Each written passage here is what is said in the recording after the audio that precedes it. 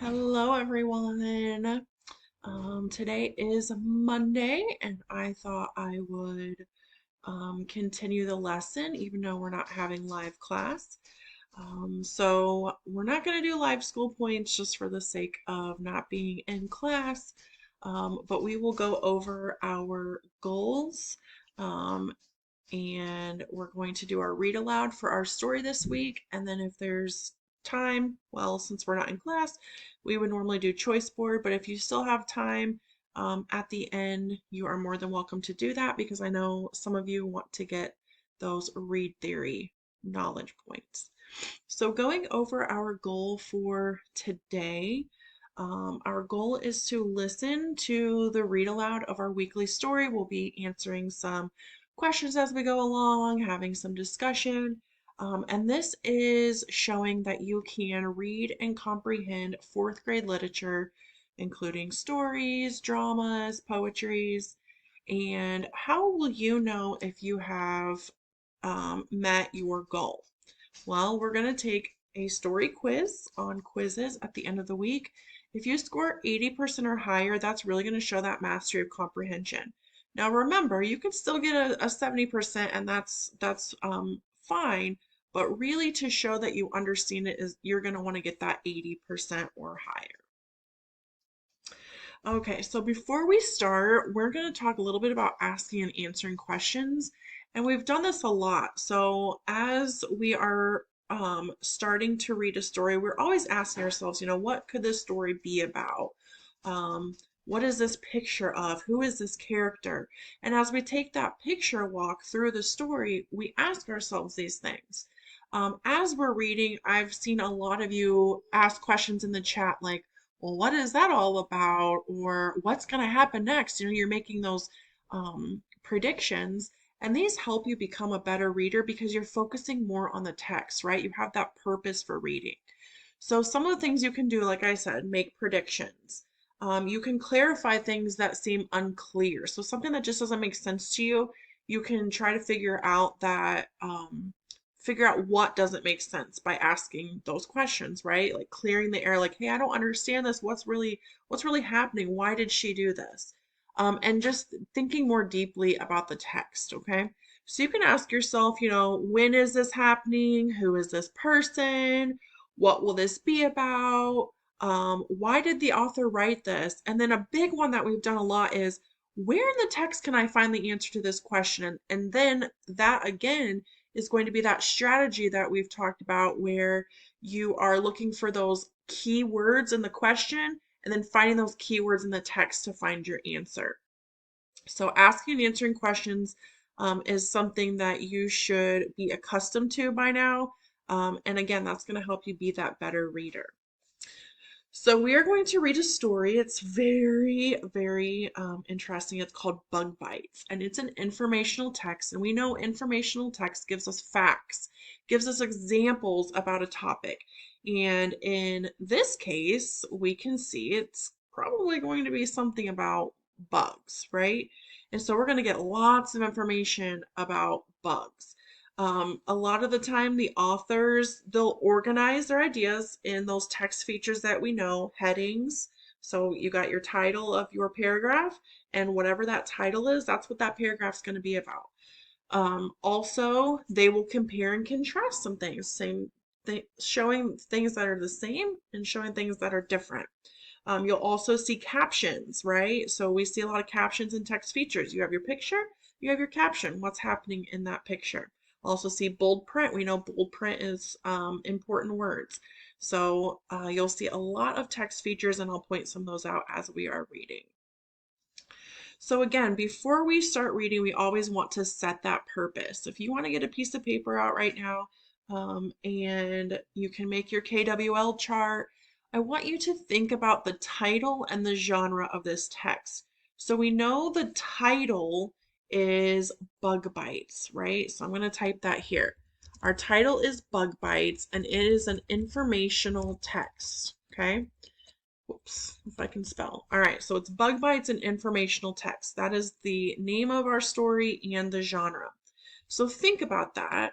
And I want you to ask yourself, what do you know about the unusual foods people in other countries eat? I know all of you must know something. Like, oh, I know in this country they eat tarantulas. So what do you know? And if it's just the fact that you know other countries eat different things or, unusual things, put that. That might just be the little bit of information you know. But if you want to pause me right now, and you want to fill out your KWL chart, go ahead. Okay. Think about what you want to know. So you should be able to fill out what I know, and it may be very little. Maybe you don't know anything about this topic, and that's fine. Fill out what you want to know, though. Pause me, come back when you're finished. All right. So if you didn't do that, I mean, that's okay. But we are back and we are going to move on. So, whoops, that's not what I wanted to go to. I wanted to go to our story. We have to read our story, right? So we're going to read Bug Bites. And again, very, very interesting story we have here. Hopefully you all have your purposes for reading. Maybe you want to find out what the grossest bug is, or you want to find out why they eat these unusual foods. Whatever your purpose may be, hang on to that and think about it as we read. Okay? All right. Have you heard the one about the customer who finds a fly in his soup?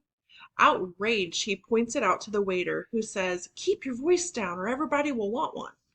Okay, so it's an old joke. But the funny part is what the waiter says. Who on earth would want to eat a bug? Well, would it surprise you if we said lots of people would? It's true. In Australia, South America, Africa, and Asia, eating bugs is no joke. Bugs aren't just pests. They're lunch or dinner or a nice after-school snack. To those of us who've never crunched a cricket or slurped a worm, the idea of eating bugs sounds pretty gross. We wouldn't eat those creepy crawlies even if someone dared us. Yet lots of bugs are nutritious, tasty, and perfectly safe to eat. All right, so I'm thinking here, just on this page, that there's a lot of reasons and and evidence that supports the idea that eating bugs is popular, right? So we can already tell that eating these bugs are popular. And how do we know this? How do we know that they are popular to eat, right? How do we know? Think about that, okay? Um, Let me see. Right here, we could say, let's see, right here. We can underline this right here. How do we know that they're popular to eat? Well, lots of countries eat them, right? It even said up here, Australia, South America, Africa, Asia. That's a huge population right there. That right there shows us how popular they are. And then just saying that they're nutritious, tasty, and perfectly safe to eat, I mean, that's pretty good. That's pretty good indication that they're popular. Okay. All right, eat up. So here's your heading. This is our heading, eat up. We're outnumbered. So that is a text feature. Eating bugs is an old habit. 10,000 years ago, before they learned to farm, our ancestors found food by hunting and gathering. Bugs were considered part of the daily diet. It made sense for ancient people to eat a source of nutrition that was right under their noses or buzzing by their ears. Get it? As you've probably noticed, bugs are everywhere. One out of every 3 animals is a bug, and scientists estimate that there are 200 million of the little critters for every person on the planet. No wonder more than half the people on Earth still eat bugs daily. Of the million or so types of bugs that scientists have named so far, more than 1,500 are somebody's favorite snack. The most popular bugs to eat are crickets and termites, which are said to taste a little bit like pineapple, but lots of other bugs are edible too. Restaurants in Mexico sell ant tacos. Cans of baby bees line supermarket shelves in Japan. In Thailand, outdoor markets offer silkworm larvae, and in Mozambique in Eastern Africa, people call grasshoppers flying shrimp. All right, so we have this picture here. This is a text feature, and with this picture, there's a caption. It says, in the United States, a candy company sells bug-filled lollipops. Here's another picture down here. This clay pan is filled with dried grasshopper snacks. You can find these snacks all over Mexico. Hmm. All right. So as I'm reading, I'm pausing. I'm asking myself these questions of why are these people eating bugs? Okay. And because I'm asking myself that, it's going to help me better understand because I'm answering that question. Why are these people eating these bugs, right? So ask yourself questions as you're reading to help you connect with the text and better understand it.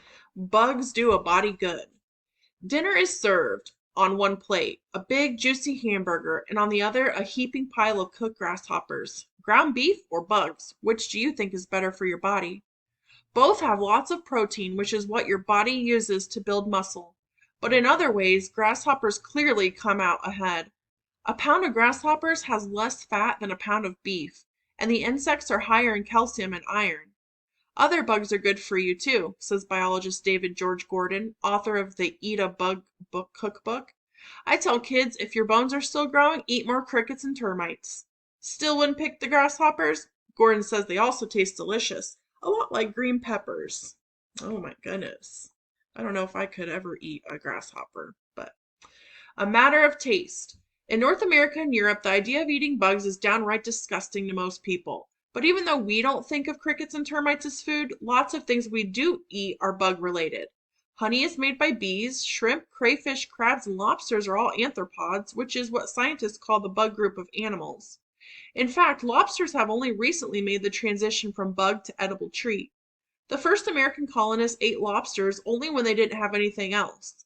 In Massachusetts, servants who were tired of getting the cockroaches of the sea for dinner wrote into their contracts that they'd eat lobster only 3 times a week.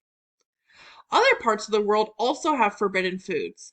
Lots of people would never eat lobsters and other sea dwelling bugs we consider delicacies. Many people don't eat pork. Even among people who eat insects, tastes differ. South Africans might munch termites for lunch, but they never eat scorpions, which are raised for food in China. In Bali, Indonesia, dragonflies are a treat, but in the Indonesian province of Irian Jaya, no one would think of eating a dragonfly. Cicadas are on the menu instead. So when it comes to eating, people mostly stick with food they're used to. What's food and what's not is a matter of taste and what you've been taught. So you have a couple more pictures and some captions here, some more text features. Future food. Could our taste change? Could school lunches ever include grasshopper kebabs and caterpillar fritters? Attitudes about bugs are already changing. Thanks to bug appreciation programs at schools and science centers, kids today are less squeamish about insects. If we can get over the gross factor, bugs could one day become part of our daily diet. Bugs are even considered a perfect food for long space journeys because astronauts could breed them in outer space. Still wondering who on Earth would want to eat a bug? Better ask, who wouldn't? All right, so that is the end of our story. If you want to go back and fill out your KWL chart with what you learned, please feel free to do that. And we will discuss more of this story tomorrow, Tuesday. Thank you for watching. Bye bye, guys.